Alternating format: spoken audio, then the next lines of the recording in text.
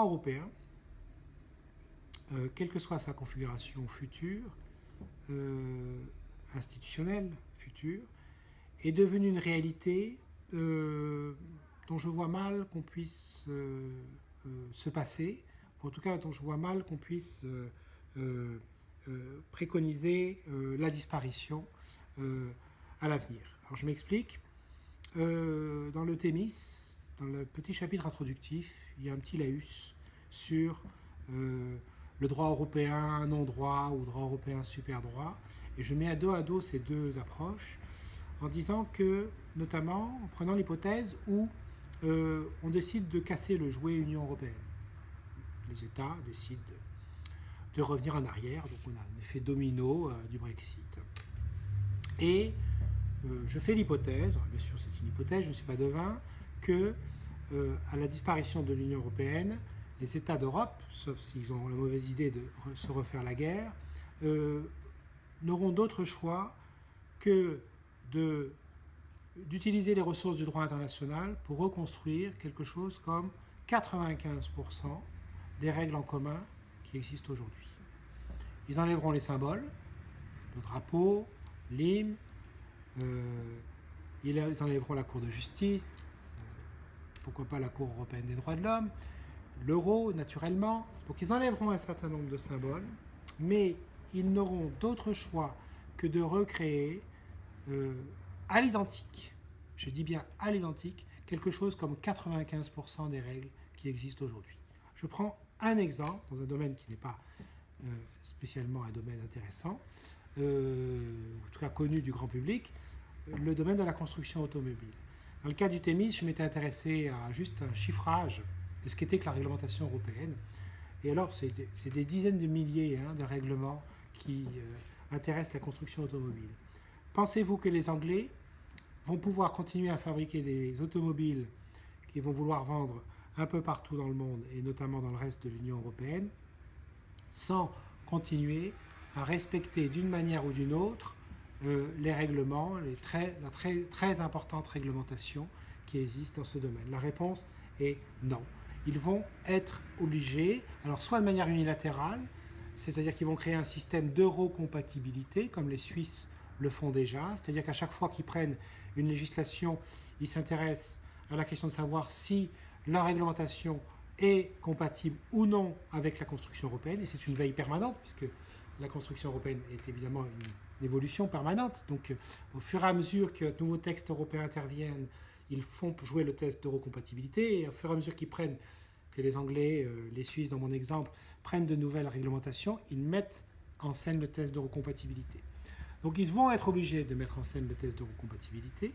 Et deuxième élément, on va être obligé de retraduire dans des mécanismes de droit international, donc des conventions internationales, un certain nombre de solutions qui existent à l'échelle européenne.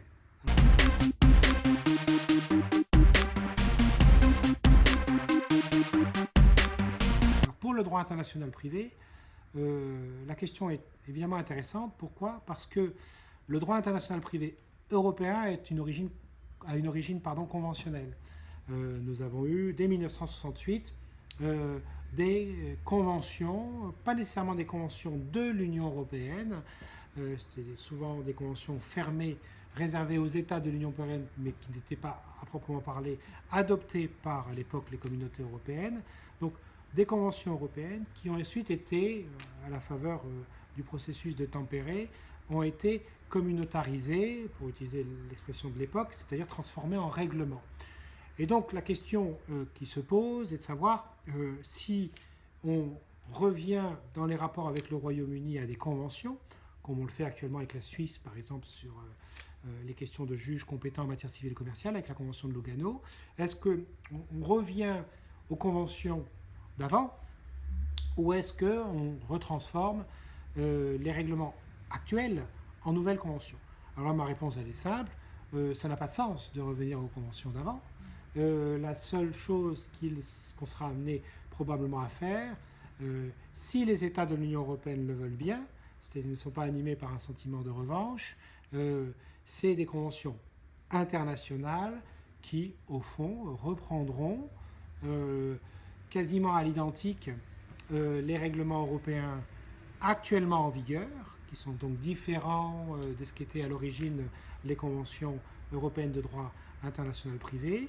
Alors ça posera de telles questions, et là je prédis un radieux avenir à la chronique sur les interactions droit international, droit européen. Pourquoi?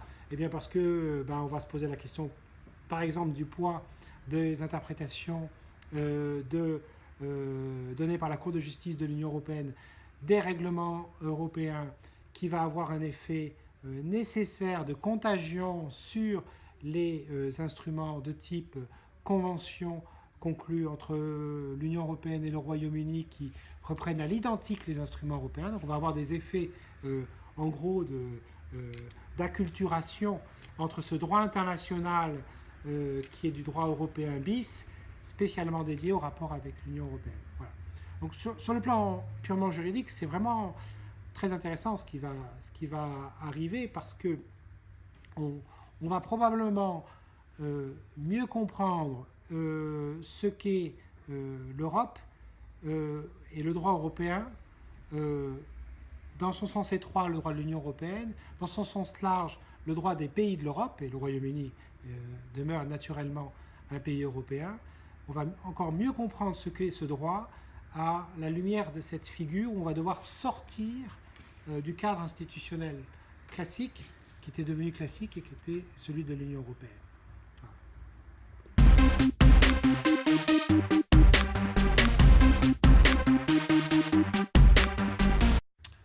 Alors ça, c'est quelque chose sur laquelle il a fallu que je prenne une position. Enfin, j'ai réfléchi. Et en 2008, j'étais encore à Nanterre. On lançait la première édition du Thémis de droit européen. Je me suis dit, trop de gens ignorent ce que nous faisons comme universitaires. Alors quand je dis trop de gens, c'est assez grave, puisque nos étudiants ne savent pas ce que nous faisons. Les administratifs qui nous entourent ne savent pas ce que nous faisons. Alors je ne parle pas du reste, ceux qui ignorent encore plus ce que nous faisons. Quant à nos collègues, eh bien, voilà, nous sommes tous ce que nous sommes, c'est-à-dire que nous avons souvent une connaissance assez approximative de ce que font les autres, pas par narcissisme, mais aussi par manque de temps. On ne peut pas tout faire, tout lire, tout comprendre, et donc il y a une difficulté de visibilité. Face à cela, j'ai décidé de manier l'outil de communication avec une exigence: je suis ce que je fais. Je ne suis pas ce que je dis, je suis ce que je fais. Il se trouve que je fais pas mal de choses, c'est vrai. Voilà. Donc j'avais une facilité à parler de ce que je faisais. Et donc j'ai développé un blog qui ne me demande pas de travail, très peu de travail, c'est-à-dire que c'est un blog où je rends simplement compte d'une actualité scientifique à travers mon activité. Alors je ne parle pas de moi, je ne crois pas que mon nom apparaisse toutes les 4 matins, mais par contre, à chaque fois que je prends part à un travail, je signale ce travail, qu'il s'agisse d'une conférence, d'un livre, d'un article, d'une chronique. Donc l'exigence, c'est qu'il faut que je sois dans le périmètre pour en parler. Je ne traite pas de l'actualité du droit européen, contrairement à d'autres blogs célèbres, dont celui qui m'invite aujourd'hui.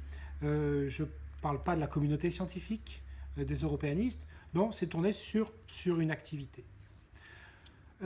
Alors, ça a un inconvénient, c'est que j'ajoute de l'information là où il y en a déjà beaucoup. Donc, je dégrade en quelque sorte un peu plus le niveau de connaissance de l'information, puisque je viens aggraver l'inflation informationnelle. Ça, c'est évident. Bon.